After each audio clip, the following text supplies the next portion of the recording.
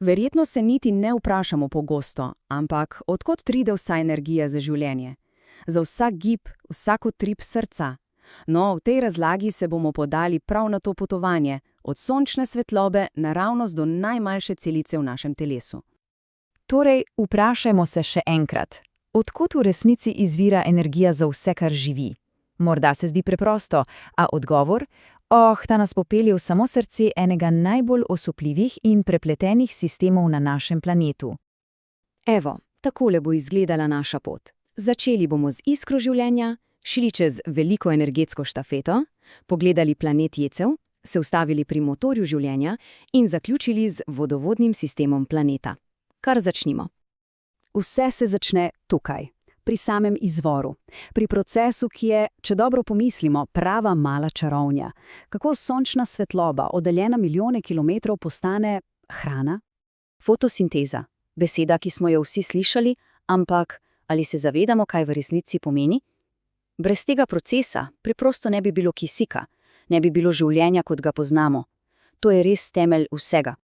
In kako deluje ta kozmični recept? Je pravzaprav presenetljivo preprost. Potrebujemo 3 sestavine. Prvič, vodo, ki jo korenine potegnejo iz tal. Drugič, ogljikov dioksid iz zraka. In tretjič, seveda, sončna svetloba. Ta energija, ujeta v klorofilu, zažene celoten proces. Rezultat? Sladkor, ki je hrana. In kot stranski produkt, kisik. Darilo za vse nas. Rastline so, zanimivo, tudi izjemno preudarne. Ne zapravljajo energije. Če ustvarjajo več sladkorja, kot ga potrebujejo v tistem trenutku, ga ne zavržejo. Ne. Lepo ga pretvorijo v škrob in shranijo. Kot nekakšno shrambo za deževne dni ali pač za noči brez sonca. Super, rastline so torej naši glavni proizvajalci, ustvarjajo energijo. Ampak kako ta energija pride do vseh ostalih? No, tukaj se začne velika energetska štafeta. V svetu življenja imamo torej 2 glavni ekipi. Na eni strani so proizvajalci, to so rastline, ki si hrano, torej energijo, naredijo same. Na drugi strani pa smo vsi ostali, potrošniki. Mi dobimo energijo tako, da pojemo druge organizme. Preprosto povedano, eni delajo, drugi jedo. In tole predajanje energije z enega na drugega, temu pravimo prehranjevalna veriga. Res je kot štafeta, energija se kot palica predaja od tekača do tekača, od enega organizma k drugemu. In to nas pripelje do res temeljnega spoznanja. Vsa, ampak čisto vsa energija, ki jo dobimo s hrano, je na začetku prišla od sonca. Ne glede na to, ali jemo salato ali meso, če sledimo energiji nazaj po verigi, vedno pridemo do rastline in do sončne svetlobe. Vse je povezano s soncem. Ok, zdaj vemo, kako se energija predaja. Ampak niso vsi potrošniki enaki, kaj ne? Poglejmo si, kako so se različna bitja specializirala za lov na to sončno energijo. V osnovi ločimo 3 glavne strategije prehranjevanja. Imamo rastlinojede, ki jedo, seveda, samo rastline. Potem so tu mesojedi, ki se prehranjujejo izključno z mesom. In na koncu smo še vsejedi, ki jemo oboje, tako rastline kot meso. Vsaka skupina ima seveda svoje prilagoditve, od zob do prebave.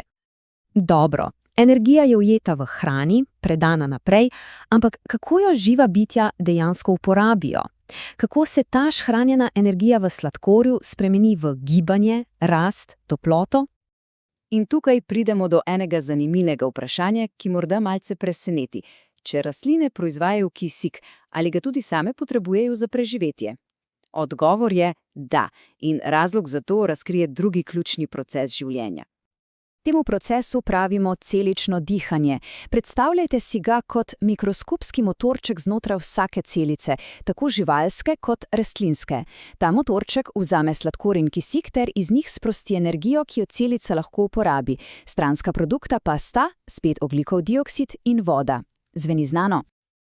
In poglejte tole primerjavo. Fotosinteza in celično dihanje sta kot 2 plati istega kovanca. Popolno nasprotje in hkrati popolno dopolnilo. Fotosinteza, ki poteka samo podnevi, uporablja CO2 in vodo, da ustvari sladkor in kisik. Celično dihanje pa poteka ves čas 24/7 in uporablja sladkor in kisik, da sprosti energijo ter ustvari CO2 in vodo. Neverjetno ravnovesje, kaj ne? Torej, od celic se zdaj dvignimo višje in poglejmo celoten planet. Kako ta sistem deluje v velikem merilu? Poglejmo si planetarni vodovodni sistem. Vse se začne z izhlapevanjem. Sonce segreva vodo v oceanih, rekah, jezerih in ta tekoča voda se spremeni v nevidno plinasto obliko, v vodno paro. In ta para se začne dvigati proti nebu. Višje v atmosferi je zrak hladnejši. Ko se ta topla, vlažna para ohladi, se zgodi obraten proces. Para se začne spet spreminjati v drobne kapljice tekoče vode. In ko se milijarde teh kapljic združijo, nastanejo oblaki. In ko se v oblaku nadere toliko vode, toliko teh drobnih kapljic, da jih zrak preprosto ne more več zadržati, padejo nazaj na zemljo, v obliki dežja, snege ali toče. Voda se vrne domov. In s tem je krog sklenjen. Voda izhlapi, se v oblakih kondenzira, pade nazaj na tla kot padavine in se zbere v rekah in jezerih, odkudar spet izhlapi. To je neskončno kroženje, življenjska sila našega planeta, ki povezuje prav vse. In zdaj vidimo celotno sliko. Vsi ti cikli so prepleteni. Fotosinteza ustvarja hrano in kisik, prehranjevalne verige to energijo prenašajo naprej, celično dihanje to energijo sprošča in kroženje voda omogoča, da vse to sploh lahko poteka. Vse je en velik povezan sistem. Torej, življenje je cikel, nenehno ustvarjanje, jemanje in recikliranje energije ter snovi. In to nas pripelje do končne misli. Kakšna pa je naša vloga v vsem tem? Kako naša dejanja vplivajo na to neverjetno, a hkrati krhko ravnovesje? To je vprašanje, o katerem je vredno razmisliti.